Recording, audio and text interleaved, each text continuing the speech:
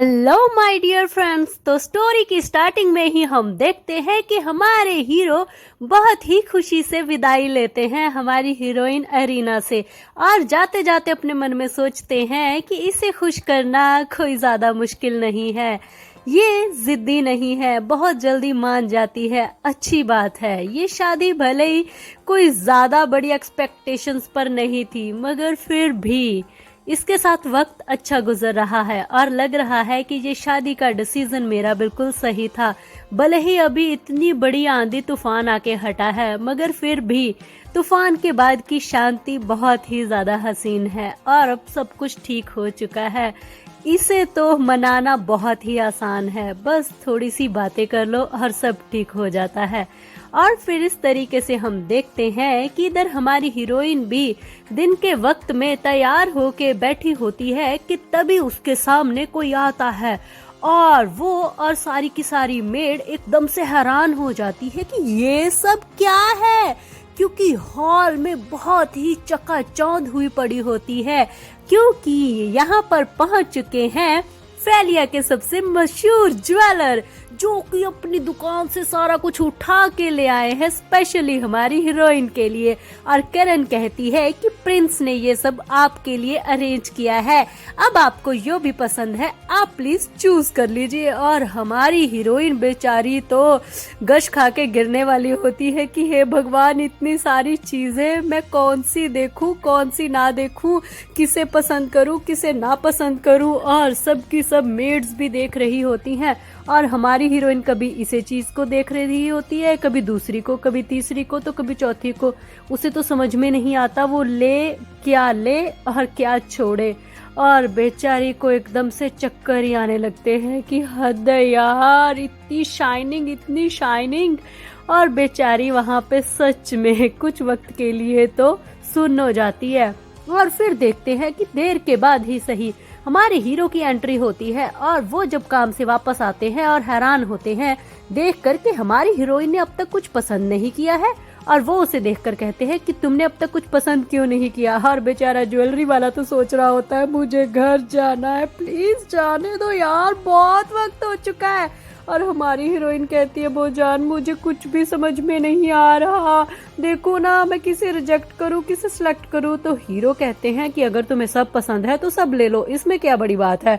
तो वो कहती नहीं नहीं नहीं, मुझे सारी चीजें नहीं चाहिए, देखो ना शादी के टाइम पे वैसे ही मुझे सबने बहुत सारे गिफ्ट दिए हैं, बहुत सारी ज्वेलरी वैसे ही मेरे पास है, मैं और कर्जे के नीचे नहीं दबना चाहती। और हमारे हीरो सोचने लगते हैं कर्जा, ये फिर से कैसी बातें लेकर बैठ गई है। और फिर कहते कि क्या तुम मेरी खातिर कोई एक चीज सेलेक्ट नहीं कर सकती अरीना, क्या मैं तुम्हें एक प्रेजेंट भी नहीं दे सकता।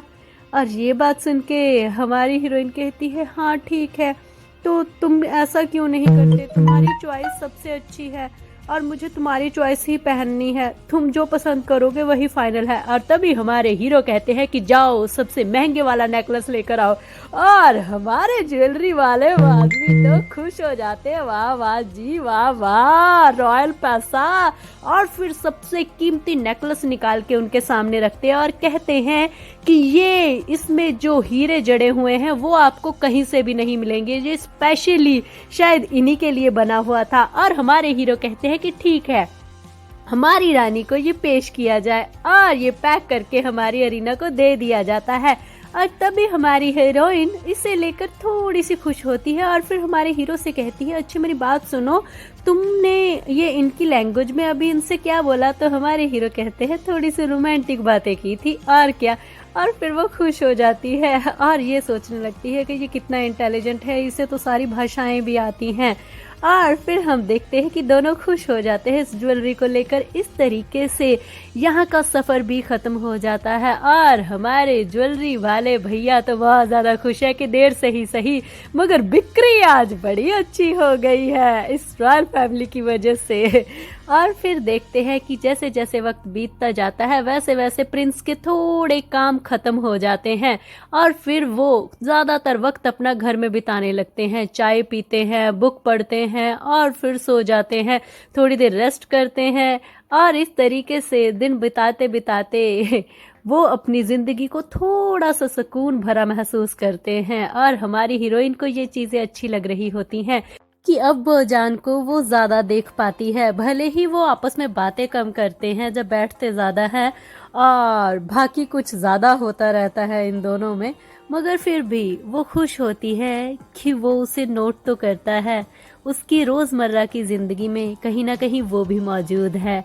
और फिर वो हमारे हीरो को इस तरह से देखती है और कहती है कि तुम्हारी कमर दर्द करने लगेगी जिस तरीके से तुम लेटे हुए हो।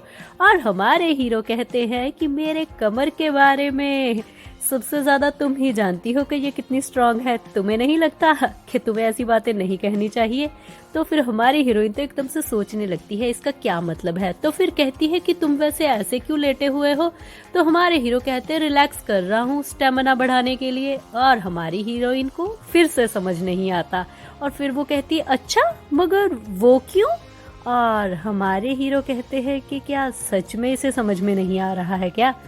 और फिर वो बेचारी उन्हें घूर के देखने लगती है कि यार इसने बोला क्या है, मुझे अब तक पल्ले क्यों नहीं पड़ा। और तभी हमारे हीरो एकदम से उसे देखने लगते हैं और कहते हैं कि तुम्हें नहीं पता मैं अपना स्टेमिना किस लिए बढ़ा रहा हूँ, वो जो हम सब करते हैं उसके लिए। और जब हमारी हीरोइन को ये चीज समझ आती है तो बेचारी के तो गाल ही लाल हो जाते बोजान को देख के और एकदम से कांपने लगती है। और हमारे हीरो हंसने लगते हैं, लगता है अब इसके पल्ले पड़ गया। और फिर हमारी हीरोइन कहती है ये बाबा बाज नहीं आता कभी भी। फिर हमारे हीरो नॉवल को पढ़ने लगते हैं। और आपकी जानकारी के लिए बता दूं कि हमारे हीरो अपने ही इसी द प्रॉब्लमेटिक प्रिंस नॉवल को पढ़ रहे हैं इस बुक में यानी कि अपनी कहानी ही पढ़ रहे हैं। और हमारी हीरोइन घूर घूर के देख रही होती है, दारू पड़ी है और किस तरीके से जो बिना कपड़ों के ऐसे लेटा हुआ, मतलब कि अधनंगा क्यों। और ऐसे अगर कोई आके इसे देखेगा अच्छी बात है क्या, वैसे तो इसकी बॉडी बहुत अच्छी है मगर इस तरीके से दिन में देखना हाय नहीं नहीं नहीं, ये कुछ अनकंफर्टेबल सा है। बेचारी को अजीब सी फीलिंग आती है और वो उठ के खड़ी हो जाती है और खड़ी होके हमारे बोजान के कपड़े ठीक करने लगती है। और हमारे हीरो देखने लगते हैं कि ये क्या है और फिर उसे कहते हैं कि तुम ये क्या कर रही हो। तो वो कहती है तुम्हारे कपड़े ठीक कर रही हूँ, तुम्हें नहीं लगता कि तुम कुछ ज्यादा ही रिवीलिंग हो। और हमारे हीरो कहते हैं कि अच्छा पर मुझे तो मैं बहुत ज्यादा सही लग रहा हूँ, मैं अपनी लुक को लेके बिल्कुल सही हूँ। और फिर हमारी हीरोइन कहती मगर फिर भी तुम्हें ऐसे नहीं रहना चाहिए दिन में। और दोनों के बीच में घमासान युद्ध होता है और आखिरकार हमारी अरीना जीत जाती है। और हमारे हीरो तो हैरान इसलिए होते हैं कि उसने ये नोट कैसे बना दी, मतलब इतनी ज्यादा उनमें धांसूदार झगड़ा हो रहा होता है और एकदम से वो प्यारा सा फूल बना के चला जाती है। और हमारे हीरो को ये बर्दाश्त नहीं होता तो उसे पकड़ लेते हैं अपनी बाहों में और कहते हैं कि तुम्हें नहीं लगता कि तुम्हें भी थोड़ा सा रिलैक्स कर लेना चाहिए। और फिर हमारी हीरोइन कहती है कि अच्छा ठीक है और फिर उसे गले लगा लेते हैं। और हमारी हीरोइन भी बहुत ही प्यार से उसके सीने पर अपना सर रख के लेट जाती है और कहती है कि तुम सारा दिन ऐसे लेटे हुए और बुक्स पढ़ते हुए बोर नहीं हो जाते, तुम मेरे साथ मॉल चलो ना, हम लोग घूमने चलते हैं, मुझे कुछ गिफ्ट्स खरीदने हैं। और हमारे बोजान साथ में ही उसके कोड़े कोड़े कपड़े निकालने लगते हैं। और हमारी हीरोइन एकदम से सोचने लगती है कि मैं तो यहाँ पे रेस्ट करने के लिए लेटी थी ना, तो फिर ये अचानक से अब क्या हो रहा है, अब मेरे कपड़े क्यों उतारे जा रहे हैं। और फिर वो अपनी बात करने लगती है कि मुझे कुछ गिफ्ट्स लेने हैं। और एकदम से हमारे हीरो उसे नीचे पटक देते हैं। और फिर हमारी हीरोइन सोचने लगती है कि क्या ये सच में अब दोबारा होने वाला है। और फिर हमारे हीरो को टोकते हुए कहती है कि मुझे गिफ्ट्स लेने हैं सबके लिए, दादी के लिए, फैमिली के लिए। और हमारे हीरो कहते हैं कि ठीक है, अगर गिफ्ट्स लेने हैं तो किरण को भेज देते हैं ना। तो फिर वो कहती है नहीं, मुझे लेने जाना है और मैं चाहती हूँ कि तुम मेरे साथ चलो। बोजान तुम सुन रहे हो ना मैं तुम्हें क्या कह रही हूँ। और फिर हमारे बोजान तो बिजी होते हैं मगर उन्हें कुछ भी अच्छा नहीं लगता और वो अपने मन में सोचने लगते हैं ये सच में कितनी जिद्दी है, इस टाइम पे ही इसे ऐसी बातें याद आती हैं। और फिर कहते कि अच्छा ठीक है चलेंगे साथ में, अब खुश। और फिर हमारी हीरोइन की आंखें एकदम से चमक जाती है और कहती है कि हाँ अब मैं खुश हूँ। और फिर उसको अपनी बाहों में ले लेती है और कहती है कि बहुजान, तुम्हें पता है तुम इतने भी बुरे नहीं हो जितने तुम दिखाते हो, तुम सच में बहुत ही डिसेंट और वार्म हो। और ये बात सुन के हमारे हीरो भी सोच में पड़ जाते हैं, मैं डिसेंट और वार्म? और कहती हाँ क्यों नहीं, तुम ड्रिंक भी करते हो मगर तुम्हारे अंदर कोई ज्यादा गंदी हरकतें नहीं है, और सच कहूँ तो तुम ताश के पत्ते भी खेलते हो मगर उन सबको हराने के लिए तुम हर एक काम में नंबर 1 हो और तुम परफेक्ट हो। हमारे हीरो सोचने लगते हैं ये मेरी तारीफ है या बेइज्जती है, मुझे तो अब तक समझ में नहीं आया। और फिर हमारी हीरोइन कहती है कि बुआजान, मेरे लिए कुछ नहीं कहोगे, मेरी तारीफ नहीं करोगे? तो वो उसे पकड़ के किस करने लगता है कि मेरी हीरोइन का चेहरा बहुत ही ज़्यादा खूबसूरत है, मेरी वाइफ बहुत ब्यूटीफुल है, और फिर उसकी ब्रेस्ट बहुत ही ज़्यादा ब्यूटीफुल है, और वहाँ पे भी उसे किस करने लगता है। और हमारी हीरोइन थोड़ी सी शर्मा जाती है और फिर हमारे हीरो आगे बढ़ते बढ़ते उसकी टांगों को छूने लगते हैं, और इससे पहले कि वो कुछ बोल पाते हमारी हीरोइन उन्हें किस कर लेती है कि वो पता है आगे क्या कहने वाला है। और हमारे हीरो भी समझ जाते हैं कि अब ये मुझे कितने अच्छे से समझने लगी है कि मैं आगे क्या बोलने वाला हूँ, और फिर एक दूसरे को घूर के देखने लगते हैं। और हमारी हीरोइन कहती है नहीं मुझे कुछ नहीं सुनना है। और हमारे हीरो कहते हैं कि नहीं, हाँ तुम्हें सुनना होगा, और क्या पसंद है मुझे। तो वो एकदम से हंसने लगते हैं। एक बहुत बड़े तूफान के बाद आखिर बहुत ही प्यारी सी शांति आ चुकी थी और हमारी हीरो हीरोइन की जिंदगी ट्रैक पर आ चुकी थी। अब हमारे हीरो अपने सारे लोगों से यहाँ पर मिल चुके थे, अपने दोस्तों के साथ वक्त बिता चुके थे, इसलिए अब वो अपना ज्यादा वक्त घर में बिताने लगे थे फेलिया के। और यहाँ पर वो बुक्स पढ़ते, दारू पीते, और हमारी हीरोइन भी उनके पास आकर बैठकर बातें करती, और ये प्यार ऐसे ही बरकरार रहा बहुत देर तक। और हमारी हीरोइन इस चीज को बहुत ज्यादा एंजॉय कर पा रही थी, क्योंकि अब वो ये वक्त था जहाँ पर वो हमारे हीरो के साथ वक्त बिता रही थी और वो उसके पास होते थे, और इनका रोमांस पूरा बरकरार था जैसे कि हमारे बुआजान को पसंद ही है। हमारी हीरोइन चाहे हाँ करे या ना, मगर फिर भी वो उससे इतना प्यार करती कि कभी भी उसे मना कर ही नहीं पाती।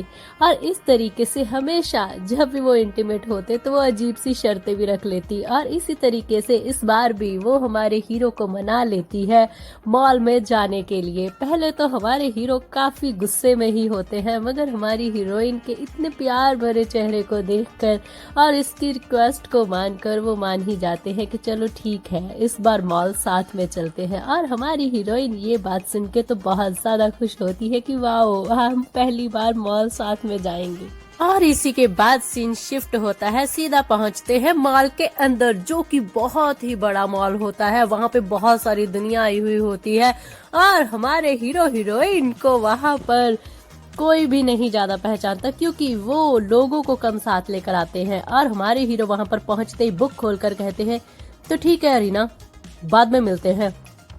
और हमारी हीरोइन भी उसे पलटकर देखकर कहती है कि हाँ ठीक है, मैं बाद में मिलती हूँ।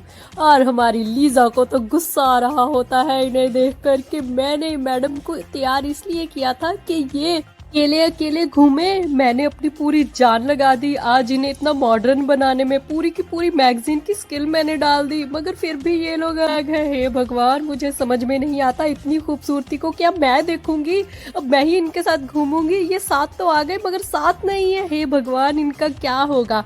और तभी वहां से निकलते हुए हमारी हीरोइन पूछती है कि रॉयल फैमिली के लिए मुझे क्या खरीदना चाहिए। तो हमारे हीरो कहते हैं कि उनके लिए कुछ भी नहीं, क्योंकि उनके पास ऑलरेडी सब कुछ है जो उन्हें चाहिए। तो हमारी हीरोइन एकदम से चुप हो जाती है और सोचने लगती है कि हाँ ये बात भी सही है, इससे पूछने का फायदा कोई नहीं। मुझे लगा था कि मॉल में घूमते हुए पूछूंगी कि क्या खरीदूं, मगर नहीं, इसके पास वक्त ही नहीं है। और फिर वो सामने बैठे कपल को देखने लगती है और सोचती है कि हम लोग इतने कम आए, मुझे लगा कि हम लोग भी नॉर्मल लोगों की तरह ही बिहेव करेंगे और यहाँ पे घूमेंगे। और ये सच भी तो था ना, हम लोग साथ में हैं मगर फिर भी साथ नहीं है। मुझे लगा था मेरा सपना सच हो गया, मैं सच में कितनी बेवकूफ हूं ना। और फिर वो बहुजान को अपनी सूखी आंखों से देखकर कहती है तो तुम्हें क्या पसंद है, मैं तुम्हारे लिए वो खरीद लेती हूँ। तो हमारे हीरो कहते हैं कि अगर मुझसे मेरी पसंद पूछ रही हो तो मुझे तो सिर्फ एक ही चीज पसंद है, पैसा। और ये बात सुन के हमारी हीरोइन कहती है कि सच में ये यूजलेस है, कोई फायदा नहीं है इससे बात करने का, मैंने इससे पूछा ही क्यों, इससे उम्मीद ही क्यों रखती हूँ मैं। और फिर वहां से चली जाती है ये कह करके ठीक है फिर मैं शॉपिंग करने जा रही हूँ। और वो इधर उधर घूमने लगती है, मॉल में पूरी चहल पहल होती है और काफी वक्त भी निकल जाता है। हमारे हीरो बुक पढ़ने में बिजी होते हैं और बहुत देर के बाद जब उनकी बुक पूरी हो जाती है तो वो बुक फेंक कर कहते हैं वाओ अब ये फिनिश हो चुकी है और अब मैं बोर हो रहा हूँ। और साथ खड़े सेक्रेटरी से कहते हैं कि अरीना कहाँ पर है। और सेक्रेटरी कहते हैं कि सर 10 मिनट पहले ही मैसेज आया है कि वो अभी भी 3rd फ्लोर पर है, आप चाहे तो मैं उन्हें नीचे बुला लूं। तो फिर हमारे हीरो कहते हैं कि नहीं जरूरत नहीं है और हमारे हीरो सीधा ऊपर चलने लगते हैं। वहां पर हम देखते हैं बहुत ही खूबसूरत सी चीजें होती हैं और बहुत सी औरतें इधर उधर घूम रही होती हैं। तो हमारे सेक्रेटरी कहते हैं हमारे हीरो से कि आप कहे तो मैं यहीं पे ले आता हूँ मैडम को, आप यहीं पे रुक जाइए। तो हमारे हीरो की नजर पड़ती है हीरोइन पर जो कि इस वक्त बहुत ज्यादा खुश होती है। तो कहते नहीं जरूरत नहीं, वो रही मैंने उसे देख लिया। और फिर वो पेंटिंग की दुकान पे होती है। ये सोचते ही हमारे हीरो का दिमाग सीधा लॉर साहब के पास चला जाता है और वो सोचने लगते हैं कि ये पेंटिंग की दुकान में क्या आपने उस पेंटर दोस्त के लिए कुछ खरीद रही थी। सच में ये कुछ अजीब सी फीलिंग थी जो कि हमारे बोजान को तंग करने लगी थी और उसे बिल्कुल भी अच्छा नहीं लगता इस तरीके से हमारी हीरोइन को मुस्कुराता हुआ देखकर। और हमारी हीरोइन वहां से आते हुए कहती है अरे बोजान तुम आ गए, मैं अभी तुम्हारे पास ही आने वाली थी, तुम इधर उधर घूम रहे हो, तुम्हें कोई चीज पसंद है तुम कहो तो मैं तुम्हारे लिए वो खरीद देती हूँ। और हमारे हीरो बेरुखी से कहते हैं कि नहीं मुझे कुछ नहीं चाहिए। तो वो कहती है चलो ठीक है कोई बात नहीं। और ये बोलकर दोनों साथ में चलने लगते हैं और हमारे हीरो हमेशा की तरह उसका हाथ पकड़ लेते हैं और हमारी हीरोइन भी एक नन्ही सी गुड़िया की तरह उसके साथ साथ चल देती है। और हमारे हीरो पीछे पलट कर देखते हैं कि वहां पर उस बक्से में कुछ पेंटिंग के टूल्स लग रहे हैं जो कि उसे बिल्कुल भी पसंद नहीं था और उसे ये चीज तंग कर रही थी। और जब वो रास्ते में वापसी में होते हैं तो हमारे हीरो बाहर का नजारा एंजॉय कर ही नहीं पाते, जबकि हमारी हीरोइन तो बाहर देखकर बहुत खुश होती है। और हमारी हीरोइन को ऐसे खुश देखकर वो एक ही चीज सोचते हैं कि ये इतना क्यों मुस्कुरा रही है। हम सिर्फ मॉल में थे और फिर उसके बाद साथ में डिनर किया और थोड़ा सा एक चक्कर काटा और उसके बाद यहाँ पर हैं, तो फिर ये इतना क्यों मुस्कुरा रही है। ऐसी सड़कें नॉर्मल ही तो होती है ना हर एक जगह पर, तो ये बाहर देखकर इतना खुश क्यों है। जहाँ मुझे ऐसा क्यों लग रहा है कि ये आज कुछ ज्यादा खुश है, तो मुझे तो खुशी होनी चाहिए ना वैसे इसे ऐसे देखकर। तो फिर मुझे अजीब सी तकलीफ क्यों हो रही है, एक अजीब सा एहसास, क्या ये सही है। मुझे ये चीजें बॉदर कर रही हैं। वो शख्स पता नहीं क्यों बार बार मेरे माइंड में वो शख्स और वो बक्सा आ रहा है। मुझे ऐसे नहीं सोचना चाहिए, मगर मैं क्या करूं, मैं खुद को नहीं रोक पा रहा हूं। क्या सच में ये मैं कर रहा हूं या मैं सोच रहा हूं। और तभी वो लोग फैलिया की उसी सबसे बड़ी बिल्डिंग के पास से गुजरते हैं, जिसे देखकर हमारी हीरोइन आज भी एकदम से चौंक जाती है और वो अपनी आंखें बड़ी कर करके उसे देखने लगती है और अपने दिल को एकदम से थाम लेती है। और हमारे हीरो फिर उसे देखकर कहीं ना कहीं मुस्कुराने लगते हैं और फिर उसे चिढ़ाने के लिए कहते हैं कि क्या तुम्हारा मन दोबारा चढ़ने का है वहां पर। तो फिर हमारी हीरोइन हमारे बोजान को ऐसे उसे छेड़ते हुआ देखकर कहती है कि नहीं नहीं एक बार ही बहुत था, मेरे लिए ये काफी है। और वैसे भी मुझे लग रहा है अब इसका असर हो रहा है। और हमारे हीरो हंसने लगते हैं कि क्या सच में, और मन में सोचते हैं कि दोबारा तो फिर भी चढ़ना ही होगा क्योंकि हम पति पत्नी हैं, हम दोबारा यहाँ पर फिर आएंगे किसी न किसी अगले सीजन में और फिर हमें ये सारी जगहें दोबारा घूमनी होंगी। अब ये तो चलता ही रहेगा ना ये सिलसिला काफी लंबा चलेगा। ये बिल्डिंग अब देखो या बाद में क्या फर्क पड़ता है।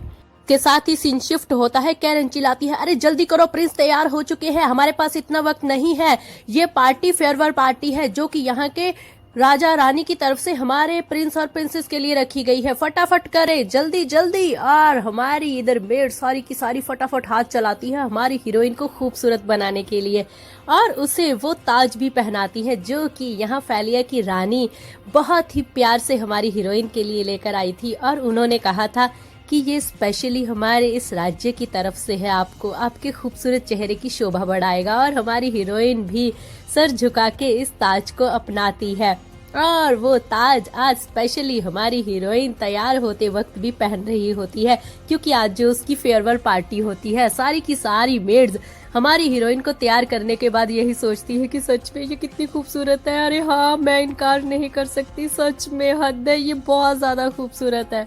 इधर दूसरी तरफ हमारे हीरो हमेशा की तरह बहुत ही स्मार्ट लुक में हमारी हीरोइन का इंतजार करते हैं, और तभी एंट्री होती है हमारी हीरोइन की, जो कि बहुत ही ज्यादा प्रिटी लग रही होती है, इतनी ज्यादा खूबसूरत। माय गॉड, हमारे हीरो देखकर फ्लैट हो तो क्यों ना हो।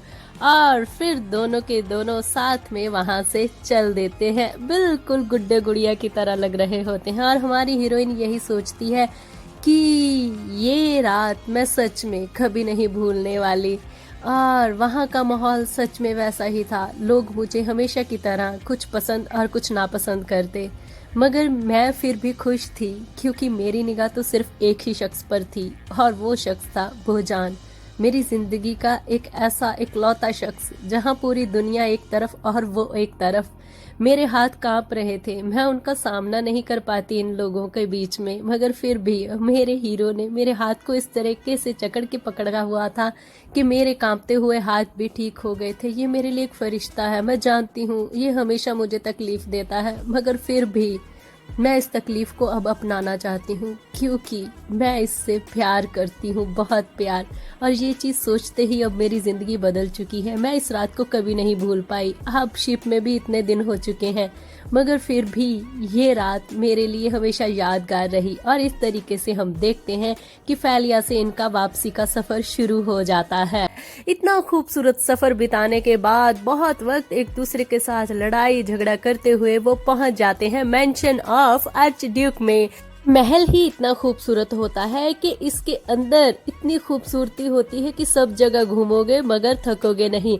और इधर हम देखते हैं कि सुबह का वक्त होता है और हमारी हीरोइन सो रही होती है, तो हमारे हीरो उसे बड़े प्यार से देखकर कहते हैं कि अरीना उठोगी नहीं।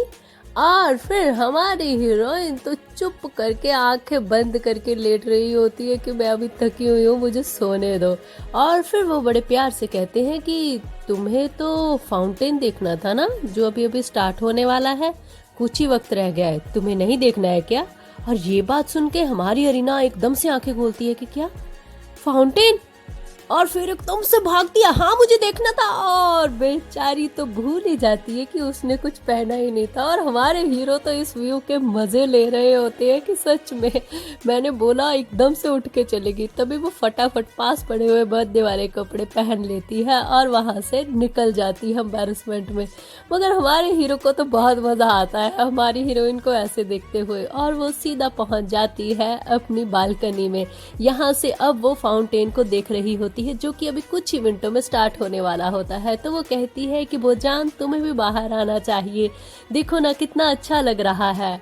और हमारे भोजान तो वैसे ही रेडी होते हैं हमारी हीरोइन की एक आवाज पे आजकल ना, तो फिर वो बड़े ही प्यार से आकर उसके पास खड़े हो जाते हैं और अपना ग्लैमर लुक वाओ कैसे दिखाते हैं। और उसे देखकर हमारी हीरोइन की तो गाल लाल हो जाते हैं, और फिर अपने दिल में बस एक ही बात सोचती है कि मैं भले ही इन्हें बिना कपड़ों के कितनी बार भी देख लूं, मगर इस तरीके दिन में सूरज की रोशनी में इस तरीके से इन्हें देखना, हे भगवान मुझे तो अजीब सा कुछ होने लगता है। और बेचारी खुद को संभालती है और हमारे हीरो का हाथ पकड़ लेती है, क्योंकि अब फाउंटेन स्टार्ट जो होने वाला था। और ये छोटी सी गुड़िया बहुत एक्साइटेड थी इसे देखने के लिए कि ये कैसे स्टार्ट होता है, पानी कैसे निकलता है। और देखिए इसके साथ ही कुछ ही पलों में फाउंटेन स्टार्ट हो जाता है, जिसे देखकर हमारी हीरोइन तो इतनी खुश होती है, बेचारी एकदम से देखती रह जाती है उसे और कहती है हाँ वाह। और हमारे हीरो भी काफी खुश होते हैं, उनके लिए ये चीज नॉर्मल होती है, मगर हमारी हीरोइन के लिए ये सब देखना एक बहुत बड़ी बात थी, इसलिए वो बहुत इंजॉय कर रही होती है इस पल को, बहुत ही ज्यादा। और हमारे हीरो उसे खुश देखकर खुश हो रहे होते हैं कि ये कितनी खुश है, इसे ऐसी छोटी छोटी बातों से कितना मजा आता है। और फिर सोचने लगते हैं कि बसंत ऋतु आ चुकी है, ये बसंत ऋतु भी मैं इसके साथ बिता रहा हूँ। सच में ये काफी अच्छा लग रहा है, इतना सारा वक्त अपनी बीवी के साथ बिताना। वैसे ये बुरा भी नहीं है, इसके साथ वक्त बिताना पता ही नहीं चला ये वक्त सारा कब निकल गया। और हम भी देखते हैं ना कि ये वक्त सच में कितनी जल्दी निकल गया था। इस तरीके से सीन शिफ्ट होता है, वो लोग नाश्ता कर रहे होते हैं, यहाँ पर सारी की सारी मेड्स उन्हें सर्व कर रही होती है। तो हमारी हीरोइन बड़े स्टाइल से कहती है, तुम्हें पता है कल टी पार्टी में मिसेस बर्नार ने मेरे साथ बहुत अच्छे से बिहेव किया। और फिर हमारे हीरो सोचने लगते हैं, मिस बर्नार, अच्छा शायद उसे अपनी फैमिली की रेपुटेशन के बारे में सोचा होगा, उन्होंने मुझसे इतना पैसा जो लिया हुआ है। तो हमारी हीरोइन कहती है, मैं काफी ग्रीडी हूँ ना, मैं तो बस यही सोच रही थी कि तुमसे जो भी पैसा लेता है वो मेरे से कितना अच्छा बिहेव करता है, काश सारे कैपिटल वाले तुमसे पैसा ले ले और सारे के सारे मुझसे प्यार करे। तो फिर हमारे हीरो कहते हैं, मेरी हीरोइन तुम्हारे और मेरे सपने एक जैसे हैं, मैं भी यही सोचता हूँ कि सब मुझसे पैसा ले ले। तो फिर हमारी हीरोइन कहती है, हाँ ठीक है, मगर ऐसा होना भी नहीं चाहिए, क्योंकि मुझे पता है कर्जे में डूबना कितनी बड़ी बात होती है। तो हमारे हीरो कहते हैं, कर्जा? कर्जे से याद आया, क्या तुम अभी भी मेरे वो पैसे चुकाना चाहती हो, वो फूल बेचकर? तो फिर हमारी हीरोइन कहती है, हाँ क्यों नहीं, तुम्हें पता है मैंने पैसे जोड़ लिए हैं और तुम देखना मैं तुम्हें वो पैसे बहुत जल्द दूंगी, तुम्हें अभी दिखाऊंगी कुछ ही वक्त के बाद, ठीक है? तो हमारे हीरो कहते हैं कि सच में इट्स रिडिकुलस, बट फिर भी ये ऐसा बोलते हुए कितनी प्यारी लग रही है ना, मेरे लिए इतना ही काफ़ी है। और फिर हम देखते हैं कि वो अपनी सिगार को जलाने लगते हैं। तभी हमारी हीरोइन कहती है कि लुइस ने भी उसका बहुत साथ दिया, वो बहुत अच्छी है। तो हमारे हीरो कहते हैं कि मेरी बहन और अच्छी, फिक्र मत करो, वो जितना तुमसे नफरत करती है उससे कहीं ज्यादा वो ग्लैडली से प्यार करती है, इसलिए उसके बहकावे में मत आना और उसकी कोई उम्मीद मत रखना। और उसे ऐसे उदास देखकर हमारे हीरो सोचने लगते हैं कि सच में मैं जानता हूँ कि ये अपने फर्ज पूरे करना चाहती है, मगर मैं क्या करूँ, मेरे लिए तो जो ये कर रही है मेरे लिए सिर्फ ये एक सुकून का जरिया है। जब मैं थका हुआ हूँ, जब मैं रिलैक्स करना चाहता हूँ, और उसमें ये परफेक्ट है, मुझे और कुछ नहीं चाहिए, कोई उम्मीद नहीं है इससे, भले ही ये कुछ करे या ना करे, बस मेरे लिए इतना ही काफ़ी है कि ये मुझे सुकून दे रही है। और तभी हमारी हीरोइन सोचने लगती है पुरानी यादों को, और तभी हमारे हीरो भी सिगार जला लेते हैं और फिर अपने मन में सोचते हैं कि ये कितनी अनकंफर्टेबल हो रही है ना इस सिगार से, मगर ये कभी कुछ नहीं कहती। मैंने कई बार देखा है, जब भी मैं सिगरेट पीता हूँ ये खांसती रहती है, इसे सांस लेना तक मुश्किल हो जाता है, मगर फिर भी ये मुझे छोड़कर नहीं जाती, वहीं पे बैठी रहती है जिद्दी होकर। न जाने ये लड़की क्या है, मुझे समझ में नहीं आता।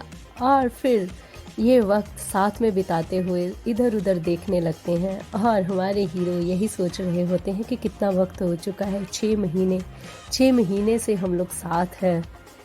कुछ वक्त पहले की ही बात लग रही है जब हम लोग पतझड़ में साथ थे और मैंने इसकी लिस्ट बनाई थी सोशल लोगों के लिए, और फिर हम लोग पहुंचे थे फैलिया।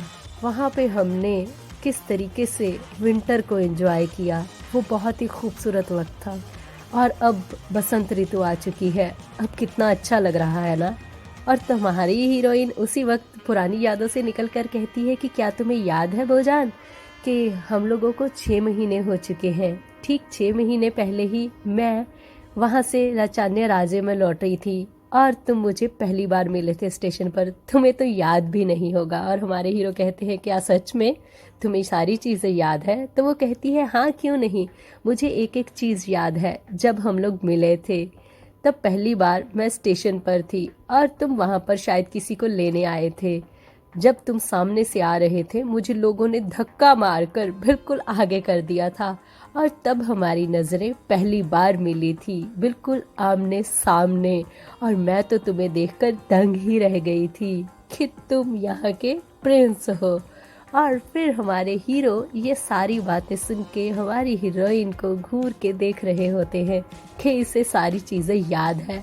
और फिर वो कहती है कि मैंने तो तुम्हें कई बार घूमते हुए भी देखा है। हमारे हीरो कहते हैं घूमते हुए? कहते हैं हाँ, काफी बार मैंने तुम्हें स्ट्रीट्स पर जाते हुए इधर उधर देखा, और मेरे साथ तब लीजा हुआ करती थी। और तुम्हें पता है लीजा मुझे तुम्हारे बारे में क्या कहती थी?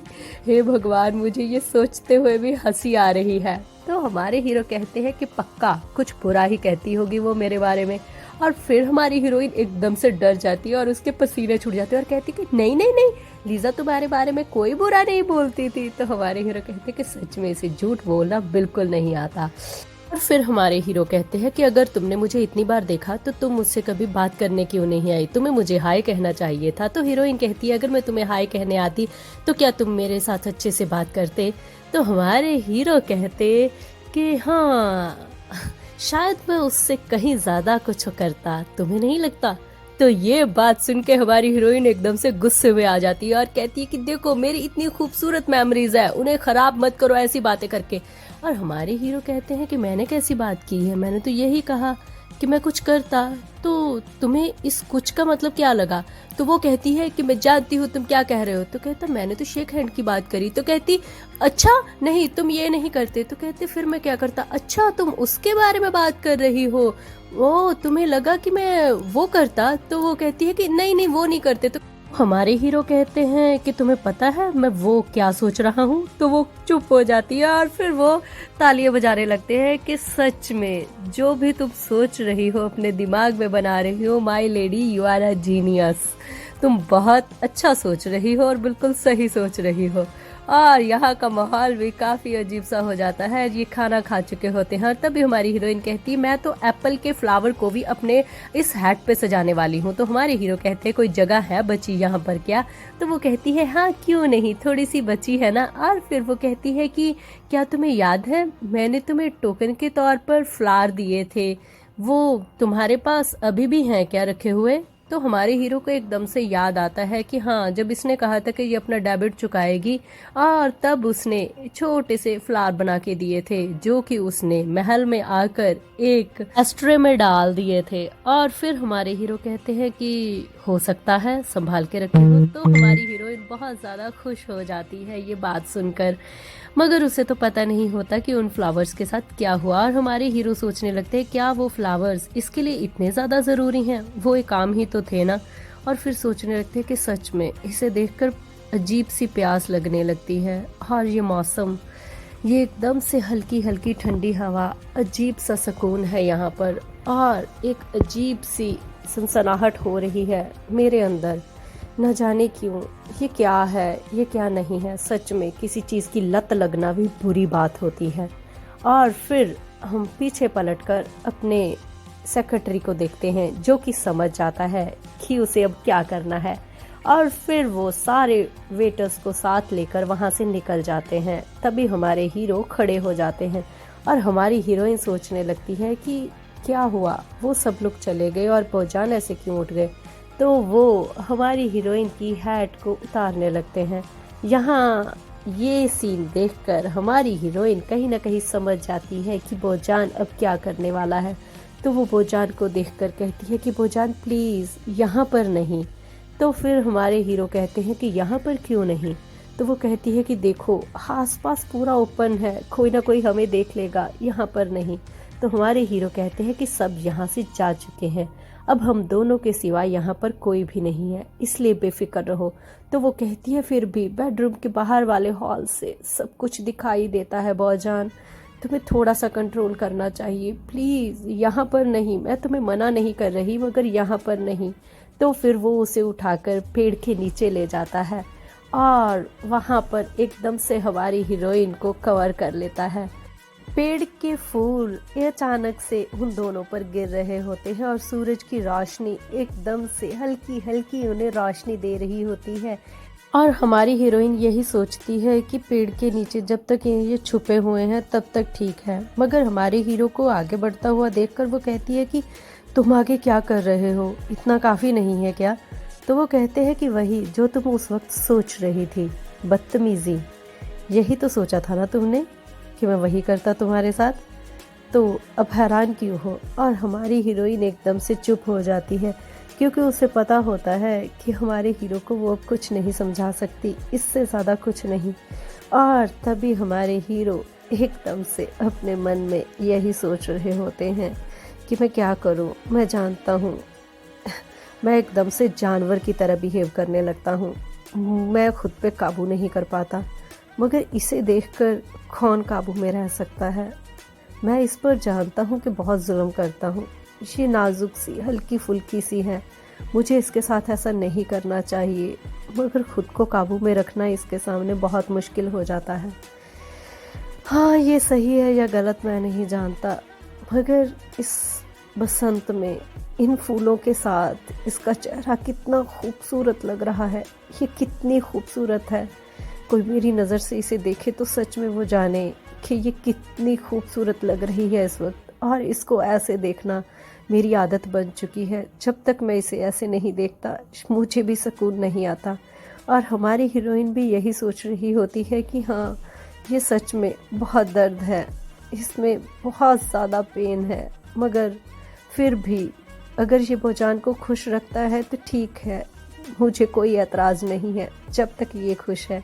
और हमारी हीरोइन एक परी जैसी लग रही होती है उस हल्की सी रोशनी में जो पत्तों को चीर कर आ रही थी। एक पुरातन जमाने के डिब्बे को देखकर हमारे हीरो तो एकदम से हैरान हो जाते हैं कि ये कौन सी सदी का डिब्बा है।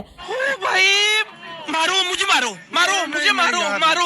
नहीं, ये मजाक हो रहा है। कुछ ऐसा ही रिएक्शन होता है हमारे हीरो का, और वो कहता है ये इतने पुराने जमाने का डिब्बा लेके यहाँ पे कर क्या रही है, मतलब कि ये मेरी बीवी है।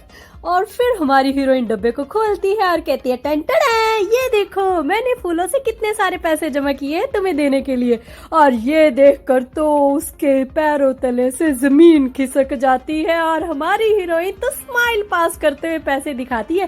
फिर एक बैंकर हस्बैंड जो लोगों को बैंक पे बोलता है पैसे जमा करने को, उसकी खुद की बीवी एक डिब्बे में पैसे रख रही है उसके लिए, तो सच में ये तो No, God, please, no! सच में हमारे हीरो तो एकदम से परेशान होकर सोचने लगते हैं कि इससे अच्छे तो मेरी दादी है। दुनियादारी की कोई नॉलेज नहीं है, मगर फिर भी उनका तक बैंक अकाउंट है यार, और ये मेरी बीवी है। ये इसे पैसे ही रखने थे तो कम से कम फिट्स मैडम को बोल देती, वो किसी सेफ में रख लेती। ये तो ऐसे लग रही है जैसे किसी बच्चे को खिलौना दे दिया हो, वो भी बाबा आदम के जमाने का, और ये कितनी खुश है इन सब चीजों के साथ। और तभी हमारे फिट्स की एंट्री होती है और वो आकर कहती है कि सर आपको डिसीजन बताना है, डायरेक्टर ने आपके लिए आर्टिस्ट को चुन लिया है, क्या आप वही आर्टिस्ट से अपनी फोटो बनवाना चाहेंगे या कोई और आर्टिस्ट डिजाइन करना चाहेंगे अपनी तरफ से? अगर आप चाहें तो आप किसी को रेकमेंड कर सकते हैं। तो हमारे हीरो कहते हैं कि मेरे पास इतना वक्त नहीं है, जो डिसाइड किया है डायरेक्टर ने ठीक है। तो हमारी फिट्स कहती है लॉर, और ये बात सुन के एकदम से हमारी हीरोइन तो शॉक में चली जाती है, क्योंकि ये लॉर कोई और नहीं इनका दोस्त होता है। और तभी वो कहती है कि आप डिसीजन मुझे अभी देंगी या बाद में? मगर हमारी हीरोइन का तो एकदम से ही दिल बैठ जाता है और ये देखकर हमारे हीरो चुप हो जाते हैं। और तभी फिट्स भी समझ जाती है और फिर वो कहती है कि कोई बात नहीं, आप डिसीजन ले लीजिए, मुझे बाद में बता दीजिएगा, आप जो भी डिसीजन लेंगे वैसा ही होगा। और ये कह के वो वहां से चली जाती है। उसके जाने के बाद हमारे बोजान हीरोइन को देखते हैं और हीरोइन कहती है कि बोजान क्या हम किसी और आर्टिस्ट को नहीं चुन सकते? मैं चाहती हूँ कि प्लीज तुम किसी और आर्टिस्ट को चुन लो, मैं नहीं चाहती कि हमारी तस्वीर लॉर बनाए। और ये बात सुन के कहीं ना कहीं हमारे हीरो इरिटेट हो जाते हैं, क्योंकि उन्हें कहीं ना कहीं अंदर ही अंदर जेलसी फील हो रही होती है, मगर वो कुछ कह नहीं पाते। और हमारी हीरोइन सोचती है कि लॉर ने मुझे पहले ही कहा था कि ना मैं उसे कभी खत लिखूं, ना कभी उसे ऐसे मिलने आऊं, वो ऐसा ही इंसान है, वो हमारे रिश्ते को ऐसे ही रखना चाहता है दूर से, वो मेरे सामने कभी भी नहीं आना चाहेगा, और खासकर इस तरीके से जब मैं उसकी एक कस्टमर बन के उसके सामने बैठी हूंगी। नहीं नहीं, ये नहीं हो सकता, उसे बिल्कुल अच्छा नहीं लगेगा। और फिर वो अपनी सोचों से बाहर आकर कहती है कि वो मेरा अच्छा दोस्त है बोजान, क्या तुम एक बार सोच नहीं सकते? उस दिन, उस रात जो हुआ वो मुझे आज भी अच्छे से याद है।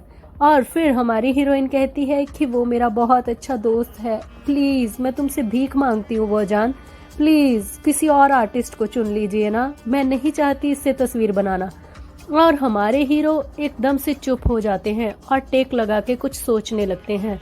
और सोचते हुए वो यही सोच रहे होते हैं कि उस रात, समर की रात में जब बहुत सारी बारिश हो रही थी, तब मैं इस लड़की से पहली बार अपनी जिंदगी के मोड़ पर मिला था, उस मोड़ पर जहाँ से मेरी जिंदगी बदल गई। मगर क्या होता अगर वहां पर मैं उस वक्त ना पहुंचता, तो ये पागलों की तरह वहीं पर उसी लॉर का इंतजार करती रहती जो कि उसके लिए लेट आया। मगर फिर भी ये उसका पागलों की तरह इंतजार करती और उस लेट आए हुए इंसान के साथ चुपचाप निकल जाती।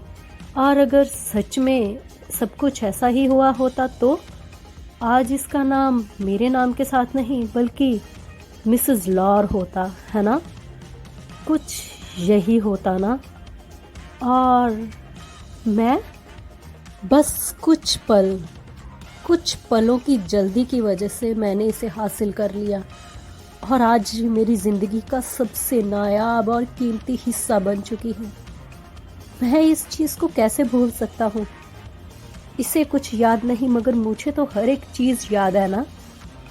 और फिर अपनी यादों से भोजान एकदम से बाहर आता है और उसे देखकर कहता है, और ये उसे अपना दोस्त कहती है, दोस्त। और फिर एकदम से उठ के बैठ जाता है और घंटी बजाने लगता है फिट्स को बुलाने के लिए। और हमारी हीरोइन चुप करके देख रही होती है कि भोजान क्या डिसीजन लेने वाला है। और तभी हमारी मैडम फिट्स वहां पर आ जाती है और भोजान कहते हैं कि जो डायरेक्टर ने चुना है बिल्कुल सही डिसीजन चुना है, हमें कोई एतराज नहीं है, जो लॉर है वही हमारी पेंटिंग बनाएगा। और ये सुन के हमारी हीरोइन का तो एकदम से ही दिल बैठ जाता है और सोचने लगती है कि मैंने भोजान से कहा भी मगर, और फिर वो चुप हो जाती है क्योंकि उसके पास अब कुछ होता ही नहीं कहने को। और हमारे हीरो सोचते हैं कि मैं जानता हूँ ये बिल्कुल अनकंफर्टेबल है, मैं मना भी कर सकता हूँ मगर मना करने के लिए मेरे पास कोई रीजन भी तो नहीं है ना। और वैसे भी ये पेंटिंग खास होनी चाहिए ना, क्योंकि ये हम दोनों की पहली पेंटिंग है। और फिर बड़े ही प्यार से उसके बालों को अपनी तरफ खींचने लगते हैं और हमारी हीरोइन बहुत ही मजबूरी भरी आंखों से उसे देखती है, मानो वो परेशान तो हो मगर फिर भी वो भोजान से गुस्सा नहीं हो सकती। और हमारे हीरो उसे बड़े प्यार से देखते हैं और सोचते हैं कि सच में वो मेरी इस बीवी को पेंट करेगा, इस बीवी को जो इतनी खूबसूरत है, इसके हर एक फीचर को वो एकदम से ड्रॉ करेगा जो उस वक्त मैंने वहां पर उसे पेड़ के नीचे देखा था। सच में इतनी ही खूबसूरत होगी ना ये तस्वीर। देखते हैं कि अरीना ने जो लंच अपनी सहेलियों के लिए रखा होता है वहां पर सब पहुंच चुके होते हैं और सब आपस में बातें कर रही होती हैं कि यकीन नहीं आता ये फैलिया से इतना बड़ा नेकलेस और इतना लग्जरी वाला लेकर आई है। सच में अरे यार लालची औरत है, मैं क्या ही बताऊं तुम्हें, मुश्किल से पैसा मिला है इसलिए इसे हजम नहीं आ रहा। अरे यार सच में ये तो कंगाल कर देगी लगता है प्रिंस को। अरे बाबा अगर यहाँ पर लॉर मुझे ना बुलाती ना तो मैं तो कभी भी ना आती, उसकी वजह से सिर्फ यहाँ पर पहुंची हूँ, वरना उसके नाम पर यहाँ पर कोई आए, ऐसा हो ही नहीं सकता। अरे चुप रहो, उधर देखो ना, शैतान का नाम लिया और शैतान हाजिर कैसे सामने से आ रही है जैसे कहीं की रानी हो। इतनी भी अच्छी नहीं है, वल्गर लेडी, अपने आप को पता नहीं क्या समझती है। ये सारी बातें और किसी के लिए नहीं बल्कि हो रही होती हैं हमारी प्यारी सी अरीना के लिए, जो सब जानती है मगर फिर भी बहुत ही सलीके के साथ अपने पूरे फर्ज निभाते हुए वहां पर आकर बैठ जाती है। और तभी सारी बातें करने लगते हैं लंच पर कि आपने वो नेकलेस क्यों नहीं पहना। अरे मैं तो वो नेकलेस देखना चाहती थी सच में। और दूसरी कहती है कि मैंने सुना है उसमें जो डायमंड लगे हैं वो बहुत ही ज्यादा कीमती हैं, आपको वो पहनना चाहिए था। तो हमारी हीरोइन कहती है वो मैंने इसलिए नहीं पहना क्योंकि मुझे लगा कि यहाँ पर वो पहनना कुछ ज्यादा अच्छा नहीं रहेगा। तो फिर सारे आपस में देखने लगते हैं कि अच्छा नहीं लगेगा। तो फिर कहते हैं कि अगली बार आप जब भी हमसे मिले तो वो नेकलेस पक्का पहनिएगा। तभी हमारी हीरोइन सोचने लगती है कि मैं बहुत अच्छे से जानती हूँ ये लोग मेरे बारे में क्या सोचते हैं, और उसे याद आता है न्यूज़पेपर जो आते ही उसने पढ़ा था कि ये किसी काम की नहीं है, सिर्फ एक धब्बा है यहाँ पर अच्छाई के नाम पर। यहाँ पर सिर्फ ये पैसे लूटने आई है और लोगों से गहने लेने। सच में कितनी सेल्फिश है ना ये, कितनी वल्गर है, पता नहीं कहाँ से आ गई है मुंह उठा के, अपने आप को समझती क्या है। और हमारी हीरोइन सोचती है कि लोग मेरे बारे में क्या क्या सोच रहे हैं, क्या क्या राय बना रखी है सबने, और मैं भी किस किस को एक्सप्लेन करती फिरूं। क्या सबको एक्सप्लेन करना ज़रूरी है? मेरे लिए यही अच्छा है कि मैं अब बस चुपचाप अपना फ़र्ज निभाऊं और ये सब कुछ सुनती रहूं, ताकि ये सिचुएशन और ज़्यादा बुरी ना हो। और वो बेचारी बस अपना मजाक उड़ाते हुए सबको देख रही होती है और कुछ नहीं कहती। जब सारे के सारे अपना मन भर लेते हैं, खाना खा के वहां से निकल जाते हैं। और फिर उसके बाद हमारी हीरोइन कहती है कि शुक्रिया यहाँ पे सब लोगों को लंच पे बुलाने के लिए, तुमने मेरा साथ दिया। तो फिर लॉर कहती है कि इस चीज को कहीं गलत मत समझ लेना, ये सब कुछ मैंने अपने भाई और रॉयल फैमिली की खातिर किया है, ठीक है ना? अगर तुम्हें ये सब लग रहा है कि मैं तुम्हारे साथ दोस्ती करने के बारे में सोच रही हूँ तो ऐसा बिल्कुल भी नहीं है। हमारी हीरोइन एकदम से चुप होकर कहती है कि क्यों, क्या हुआ? आखिर मैंने ऐसी कौन सी गलती की है? मुझे लगा कि शायद हम लोगों के बीच में सब कुछ ठीक हो चुका है, वो अपने दिल में सोचती है। तो उसकी बहन कहती है कि ऐसा कुछ सोचना भी मत, तुम जैसी लड़की के बारे में मैं कभी अच्छा सोच नहीं सकती, और वो नेकलेस तुम्हें फैलिया से ही लेना था, इतना पैसा वहां पे बर्बाद करने की क्या जरूरत थी? और ये बातें सुनकर हमारी हीरोइन कहती है कि नहीं, वो नेकलेस मैंने खुद नहीं लिया था, वो तो मुझे बौजान ने मेरे बर्थडे पर गिफ्ट दिया था, मैंने कोई जिद नहीं की। अच्छा, तुम्हें क्या लगता है मैं तुम्हारी बातों पर यकीन कर लूंगी? तुम जिस तरीके से मासूम बनती हो ना, उतनी हो नहीं। और वैसे भी मेरे साथ फ्रेंडशिप करने के लिए वो लेटर भेजना बंद करो, क्योंकि उनसे कुछ नहीं होने वाला, थक चुकी हूं मैं उनसे। और फिर उसे याद आता है कि वो तो मैडम फिट्स ने उसे कहा था कि फैमिली को पूरे लेटर लिखने चाहिए, ये डचेस का पूरा धर्म होता है और उन्हें ये अपनी रिस्पॉन्सिबिलिटी पूरी करनी होगी। तो फिर वो कहती है उसने वो जानबूझकर नहीं भेजे, वो तो उसका हालचाल पूछना चाहती थी। तभी लॉर कहती है कि अच्छा, मेरा हालचाल, तुम्हें क्या लगा मैं तुम्हारी इन ट्रिक से फंस जाऊंगी?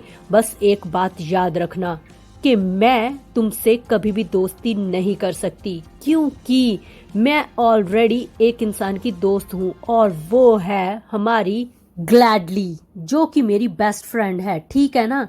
और हाँ, कहीं तुम इस भ्रम में नहीं हो कि तुम अब मेरी भाई की बीवी हो तो मैं तुमसे दोस्ती मजबूरी में कर ही लूंगी? तो भूल जाओ, ऐसा कभी नहीं होगा, ठीक है ना? तुम कहने को मेरी भाभी हो, मगर मैंने तुम्हें अभी तक वो दर्जा दिया नहीं है। और ये बात हमारी हीरोइन के लिए उसका दिल तोड़ने के लिए काफी था। और फिर लॉर जाते हुए कहती है बस अपनी रिस्पॉन्सिबिलिटी आराम से निभाओ, इससे ज्यादा कुछ भी करने की जरूरत नहीं है तुम्हें, और मेरे परिवार के साथ करीब होने की कोशिश मत करो। ये सारी बातें सुन के हमारी हीरोइन का पूरा दिल टूट चुका होता है। वो वहीं पर बैठ जाती है और सोचने लगती है कि मैं उसे डिनर करने के लिए कहने वाली थी, अच्छा हुआ उसने पहले ही इतना सारा तमाशा कर दिया। और फिर याद आता है उसे बौजान की कही हुई बात कि वो उससे उतनी ही नफरत करती है जितना कि वो ग्लैडली को पसंद। और फिर वो कहती है हाँ, वैसे भी मैं लोगों की सोच को नहीं बदल सकती, क्योंकि वो लोग ग्लैडली से इतना प्यार करते हैं और मुझसे उतनी ही नफरत। सच में क्या जिंदगी है मेरी, बहुत ही ज्यादा घटिया। कई बार सब कुछ होते हुए भी इंसान तन्हा होता है। सच में कुछ ऐसा ही हो रहा है हमारी अरीना के साथ।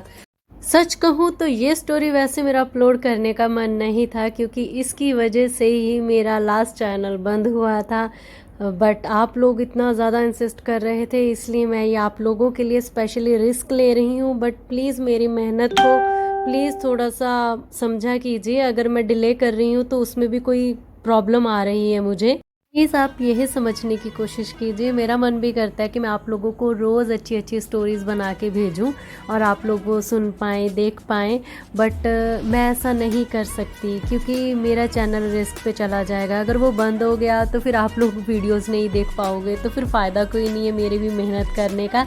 इसलिए थोड़ा सा सब्र रखा कीजिए और प्लीज़ मुझे सपोर्ट करते रहिए। मैं आपके फेवरेट सारे वेबटोन्स लेकर आती रहूँगी। Please keep supporting me guys. Bye, love you all.